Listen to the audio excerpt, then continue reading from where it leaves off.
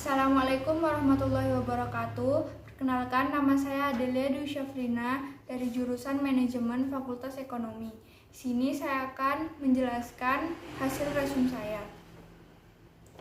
UIN Maulana Malik Ibrahim Malang memiliki 7 fakultas, yaitu Fakultas Tarbiyah dan Ilmu Keguruan, Fakultas Syariah, Fakultas Ekonomi, Fakultas Psikologi, Fakultas Sains dan Teknologi, Fakultas Humaniora, Fakultas Kedokteran dan Ilmu Kesehatan, serta Pascasarjana dengan program studi 15, sehingga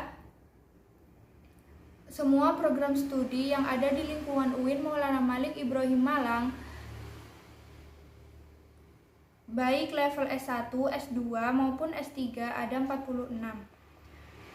UIN Maulana Malik Ibrahim Malang memiliki kelebihan di dalam menyelenggarakan pendidikan tinggi yang integratif di dalam memadukan sains dan Islam seperti visi UIN Maulana Malik Ibrahim Malang. Dan juga ada integrasi kelembagaan dan integrasi keilmuan.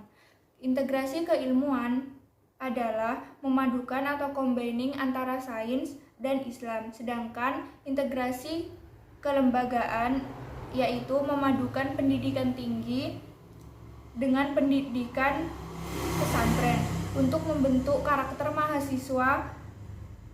Oleh karena itu, UIN Maulana Malik Ibrahim Malang terdapat Ma'had Al-Jami'ah sebagai pusat pengembangan karakter ulul albab, khususnya 2 pilar dari 4 pilar ulul albab, yaitu kedalaman spiritual, keagungan akhlak, kemudian keluasan ilmu, dan kematangan jiwa. 4 pilar yang harus dimiliki mahasiswa UIN Maulana Malik Ibrahim Malang diantaranya dibentuk melalui pendidikan Ma'had Al-Jami'ah. UIN Maulana Malik Ibrahim Malang memiliki pusat pengembangan bahasa asing, baik pengembangan bahasa asing bahasa Arab, pengembangan bahasa Inggris, pengembangan bahasa Mandarin, dan lain-lain. UIN Maulana Malik Ibrahim Malang juga memiliki rumah tahfidz Al-Quran, yaitu HTQ, yang mewadahi mahasiswa yang ingin atau melanjutkan hafalan Al-Qurannya. Yang bahkan sekarang terdapat 2000 mahasiswa UIN Maulana Malik Ibrahim adalah hafiz atau hafizah dengan berlatar belakang fakultas dan juga prodi yang berbeda-beda. UIN Maulana Malik Ibrahim Malang juga memiliki rumah moderasi beragama yang akan mendidik mahasiswa menjadi generasi dan mahasiswa yang unggul, moderat, toleran, dan menjunjung prinsip serta nilai-nilai keragaman. Memiliki jati diri keislaman yang kuat, memiliki komitmen kebangsaan yang kokoh, cinta negara, cinta budaya, dan cinta keragaman yang menjadi aset kekayaan bangsa, serta mampu menempatkan diri di tengah atau pada posisi yang moderat, posisi di tengah-tengah di antara pergulatan antara ideologi radikalisme di kanan dan ideologi liberalisme di kiri. Yang terakhir, UIN Maulana Malik Ibrahim Malang memiliki perpustakaan yang memiliki ribuan e-book, e-jurnal, baik yang nasional maupun yang internasional, yang bisa diakses oleh seluruh mahasiswa UIN Maulana Malik Ibrahim Malang, baik untuk pembelajaran mata kuliah, menulis artikel ilmiah, untuk riset maupun untuk menulis tugas akhir, dan lain-lain. Selain itu, masih banyak sarana-sarana yang lain yang mendukung atmosfer akademik di UIN Maulana Ibrahim Malang. Mahasiswa baru harus mengupayakan diri secara mental dan spiritual untuk mengikuti kegiatan-kegiatan perkuliahan di UIN Maulana Malik Ibrahim Malang. Kampus UIN Maulana Malik Ibrahim Malang berbeda dengan kampus lain, apalagi kampus perguruan tinggi umum. Mahasiswa baru akan memperoleh sesuatu yang tidak diperoleh di perguruan tinggi umum. Kampus UIN Maulana Malik Ibrahim Malang menyediakan berbagai macam fasilitas-fasilitas kegiatan kemahasiswaan. Karena mahasiswa baru harus menyiapkan secara mental dan spiritual, maka orang yang memiliki mental dan spiritual terdapat 3 indikator, yaitu 1. Berpikir ilmiah. Mahasiswa harus melakukan transformasi gaya belajar dari tingkat SLTA atau SMA menuju model pola belajar di perguruan tinggi. Karena itu harus berpikir ilmiah.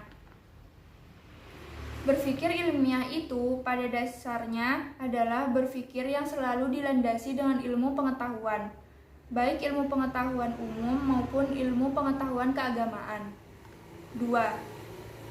Berpikir positif. Selalu berperilaku positif, bukan sekedar berpikir positif, tapi harus diwujudkan dalam bentuk perilaku positif. Perilaku positif sebagai mahasiswa, indikatornya antara lain adalah tampil dengan gaya khas UIN Maulana Malik Ibrahim Malang, yaitu berperilaku positif dengan bicara sopan, berpenampilan sopan, berpakaian sopan, bersikap yang sopan, dan lain-lain. 3. Menjadi mahasiswa yang kreatif. Menjadi mahasiswa itu sesungguhnya harus kreatif, yaitu selalu tampil dalam memerankan diri di tengah-tengah masyarakat dengan berbagai kemampuannya dan berbagai macam kreativitasnya. Untuk bisa mengembangkan kreativitas mahasiswa, maka mahasiswa difasilitasi dengan berbagai macam unit-unit kegiatan kemahasiswaan. Terdapat 18 unit kegiatan kemahasiswaan yang ada di UIN Maulana Malik Ibrahim Malang. Untuk memfasilitasi bakat minat potensi mahasiswa, mahasiswa diharapkan berpartisipasi dalam kegiatan intrakampus atau intrakurikuler, diantaranya DEMA dan SEMA, dan kegiatan ekstrakurikuler. DEMA atau Dewan Eksekutif Mahasiswa merupakan organisasi intrakampus yang merupakan lembaga eksekutif mahasiswa di tingkat universitas. Fungsi DEMA sebagai pelaksana program organisasi kemahasiswaan, sebagai lembaga yang mengkoordinasikan dan menginstruksikan pelaksanaan kegiatan kemahasiswaan di tingkat universitas. Tugas DEMA melaksanakan program kerja organisasi yang sudah disepakati oleh Senat Mahasiswa Universitas, mengkomunikasikan dan menginformasikan kegiatan kemahasiswaan tingkat universitas, melaksanakan koordinasi dan sinkronisasi kegiatan kemahasiswaan. Kementerian-kementerian yang ada di DEMA: Kementerian Dalam Negeri, Kementerian Luar Negeri, Kementerian Sosial Hukum dan Politik, Kementerian Agama, Kementerian Pengembangan dan Kreativitas, Kementerian Komunikasi dan Informasi. Program kerja prioritas DEMA, yaitu ada Sahabat Desa, Sapa Sekolah, dan Ringlah Parlemen.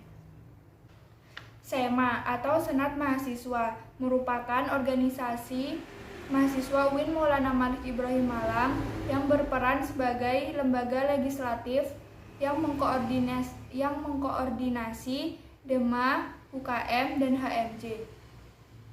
Fungsi SEMA yaitu 1. Advokasi, 2. Legislasi, 3. Pengawasan, dan 4. Penganggaran. Tugas SEMA: 1. Mengawasi dan mengontrol DEMAU. 2. Memberikan persetujuan setiap kegiatan yang akan dilaksanakan oleh DEMAU. Memberikan pengesahan setiap laporan pertanggungjawaban setelah selesai agenda. Memfasilitasi aspirasi mahasiswa UIN Maulana Malik Ibrahim Malang dan menyalurkannya kepada pihak-pihak yang bersangkutan. 5. Mengawasi setiap kebijakan dan keputusan yang diambil oleh DEMAU. 6. Merancang dan menetapkan peraturan organisasi UIN Malang. 7. Mengesahkan peraturan DMAU. 8. Menjadi mitra kerja DMAU dalam melaksanakan kebijakan organisasi kemahasiswaan. Wewenang SEMAU. 1. Membentuk undang-undang yang dibahas dengan dengan presiden mahasiswa untuk mendapatkan persetujuan bersama. 2. Menampung dan mempertimbangkan aspirasi mahasiswa UIN Malang. 3. Memberikan mandat untuk pelaksanaan pemiluan. 4. Mengawasi pelaksanaan hasil sidang SEMAU. Mengawasi pelaksanaan program kerja dan kebijakan DMAU, turut andil dalam mengkaji permasalahan yang timbul di dalam negara dan di tingkat universitas. Menerima dan membahas usulan politik yang berkaitan dengan bidang tertentu dan mengikut sertakan dalam pembahasan. 8. Memberikan peringatan atau memorandum kepada DMAU. SEMA terdiri dari Ketua Umum, Sekretaris Jenderal, Bendahara, Ketua Komisi, anggota komisi, dan staf ahli. Anggota komisi di SEMAU, yaitu Komisi A, adalah Komisi Advokasi dan Hukum. Komisi B, Komisi Organisasi dan Kemahasiswaan. Komisi C, Komisi Administrasi dan Keuangan. Komisi D, Komisi Informasi dan Komunikasi. Kebangkitan bangsa menuju Indonesia tangguh. Sampai saat ini tidak ada yang bisa menemukan obat COVID-19. Kunci keberhasilan kita menghadapi COVID-19 ini adalah dengan vaksinasi untuk mencapai herd immunity atau kekebalan skala besar.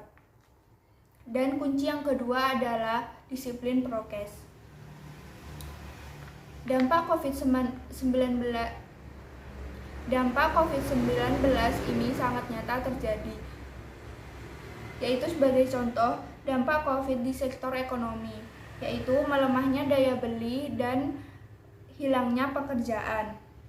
Dampak COVID di sektor pendidikan, yaitu putus sekolah, kekerasan pada anak, dan resiko eksternal, dan juga penurunan capaian belajar.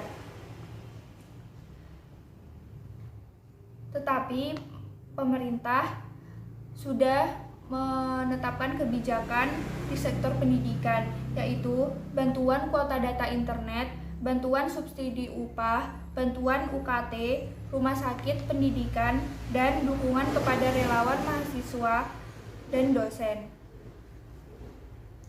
Sekarang kita berada di era 4.0 menuju 5.0. Di dalam era ini, jika kita ingin memajukan dunia atau mengubah dunia, kita harus pandai IT. 3 kekuatan pengubah dunia antara lain kemajuan teknologi, agama, dan pasar. Peran dan peluang UIN. Arus utama pengembangan teknologi digital, link and match dengan sektor industri, menjadi kekuatan sosio-teknopreneur dan epicentrum ajaran agama inklusif.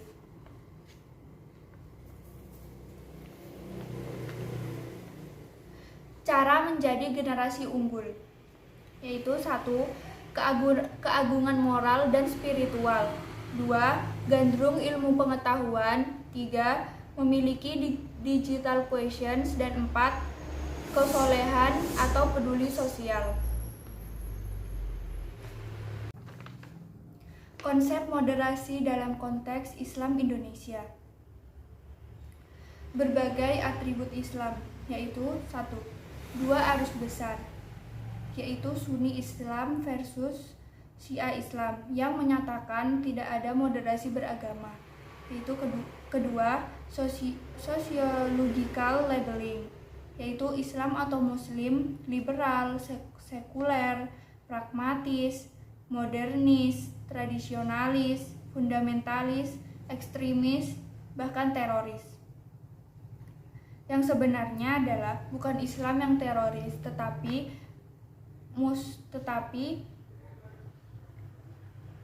yang ada adalah Muslim teroris atau dengan label-label yang lain.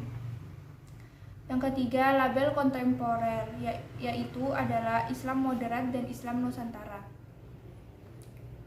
Apa sih moderasi dalam Islam? Definisi moderasi. Secara etimologis, wasatiyah berarti jalan tengah atau middle path, posisi tengah, berkeadilan. Secara terminologis, pemahaman atau praktik keagamaan yang menjunjung tinggi kesetaraan, keberagaman, toleransi dengan berpijak pada prinsip tawazun antara resiko atau logika, teks serta konteks. Dasar teologis. Al-Quran Surat Al-Baqarah ayat 143 dan beberapa hadis sahih dalam Sahih Bukhari. Kenapa moderasi itu relevan dan urgent di Indonesia? Alasannya adalah 1.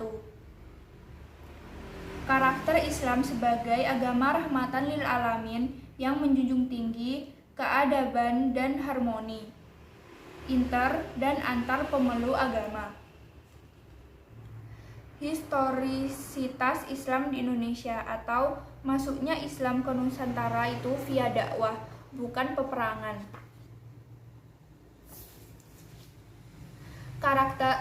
Ketiga, karakter masyarakat Indonesia yang lekat dengan kesantunan dan harmoni atau akar tradisi Hindu, Buddha, dan lain-lain. We are not Middle Eastern Arab. Keempat, ideologi bangsa Pancasila dan moto Bhinneka Tunggal Ika. Middle Eastern and Global Issues.